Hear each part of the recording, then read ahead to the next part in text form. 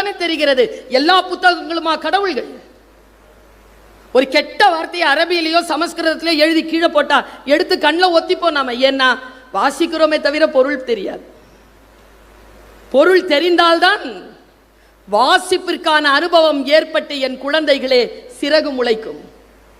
எதை படித்தாலும் புரிந்து கொண்டு படியுங்க, புரிந்து கொள்ளுங்கள், அவ்வளவுதான். மதிப்பெண்கள் வாங்குகிறீர்களோ இல்லையோ புரிந்து கொள்ளுங்கள். மதிப்பெண்களை விட நீங்கள் புரிந்து கொள்வது மிக மிக முக்கியமானது என்று நான் சொல்லுகிறேன். ஒரு ஆசிரியராக நான் சொல்லுகிறேன். ஏன் தெரியுமா? நிறைய மார்க் வாங்குறவங்க முதன்மை கல்வி அலுவலராக ஆயிடுறாங்க, பேராசிரியராக ஆயிடுறாங்க, டெபுட்டி கலெக்டராக ஆயிடுறாங்க. இந்த சுமாரா மார்க் வாங்கி நல்லா படிக்கிறவங்க நிறைய பேருக்கு சம்பளம் கொடுக்குற முதலாளிகளாக மாறிடுறாங்க.